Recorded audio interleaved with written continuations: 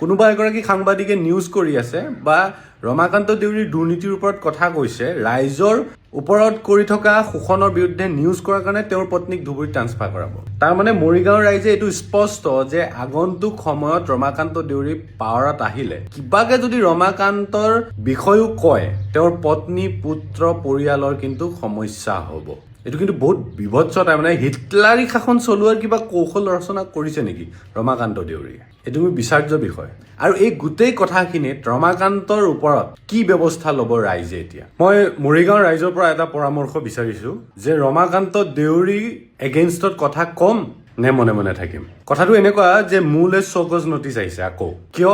আপোনালোকে গম পাইছে যে মই ফাৰ্ষ্ট টাইমৰ কাৰণে কৈছো যে মৰিগাঁৱত ৰমাকান্ত দেউৰীয়ে একো কৰিব পৰা নাই। বেলেগ বিধায়ক, বিজেপিৰ বিধায়কে যিমানখিনি কৰিছে। ৰমাকান্ত এগৰাকী তেনেকুৱা নেতা যিয়ে আমাৰ তিৱা লালুং জাতিটোক মূৰ্খ বুলি ভাবি আছে, বুৰ্বক বনাই থকা জাতি।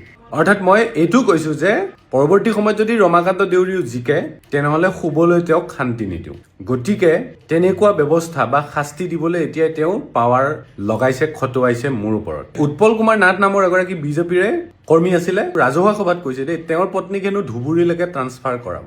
উৎপল কুমাৰ নাথে যদি ভুল কৰে মানে পৰিয়ালে শাস্তি ভুগিব। চিন্তা কৰিব লগা বিষয়। কিন্তু কোনোবা এগৰাকী সাংবাদিকে নিউজ কৰি আছে বা ৰমাকান্ত দেউৰীৰ দুৰ্নীতিৰ ওপৰত কথা কৈছে, ৰাইজৰ ওপৰত কৰি থকা শোষণ বা ৰাইজৰ পৰা উন্নতিৰ অবিহনে কৰি থকা শোষণৰ বিৰুদ্ধে নিউজ কৰাৰ কাৰণে তেওঁৰ পত্নীক ধুবুৰীত ট্ৰান্সফাৰ কৰাব। তাৰমানে মৰিগাঁৱৰ ৰাইজে এইটো স্পষ্ট যে আগন্তুক সময়ত ৰমাকান্ত দেউৰী পাৱাৰত আহিলে কিবাকে যদি ৰমাকান্তৰ বিষয়েও কয়, তেওঁৰ পত্নী পুত্ৰ পৰিয়ালৰ কিন্তু সমস্যা হ'ব। সেইকাৰণে মই এইটো ছাজেশ্যন বিচাৰিছো, মৰিগাঁৱৰ ৰাইজে মোক এইটো ছাজেষ্ট কৰক যে ৰমাকান্তৰ এগেইনষ্টত কম নে নকম।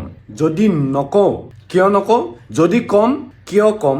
আৰু এই গোটেই কথাখিনিত ৰমাকান্তৰ ওপৰত কি ব্যৱস্থা ল'ব ৰাইজে এতিয়া? এইটো কিন্তু বহুত বিভৎস। তাৰমানে হিটলাৰী শাসন চলোৱাৰ কিবা কৌশল ৰচনা কৰিছে নেকি ৰমাকান্ত দেউৰীয়ে? এইটো মোৰ বিচাৰ্য বিষয়। মোৰ কথা কৈছো যে মই যি কথা কৈছো, যি বকিছো, এয়া মোৰ কথা নহয়, সমগ্ৰ তিৱা জাতিটোৰ কথা, সমগ্ৰ মৰিগাঁও ৰাইজৰ কথা। তিৱা জাতিটো কিয় কৈছো যে তেওঁ মধ্য অসমৰ জনজাতীয় নেতা বুলি কয়, কিন্তু আমি কৈছো যে তেওঁ জনজাতীয় নেতা নহয়, তেওঁ মূৰ্খ বনাই আছে আমাক। মানে বুৰ্বক বনাই আছে, আমাক মূৰ্খ বুলি ভাবে, কিন্তু আমি মূৰ্খ নহয়। কাৰণ তিৱা নাম লৈ যিটো কৰে, তেওঁ তিৱা ক্ষেত্ৰত মৰিগাঁৱত একো কৰা নাই। গতিকে এই কথাখিনি কোৱাৰ কাৰণে যদি এনেকুৱা ষ্টেপ ল'ম বুলি ভাবিছে, মোৰ ক্ষেত্ৰত যদি এনেকুৱা হয়, মৰিগাঁও ৰাইজৰ ক্ষেত্ৰত কি হ'ব পাৰে? মই পৰামৰ্শটো বিচাৰিছো, পৰামৰ্শৰ ওপৰত কাম হ'ব এতিয়া।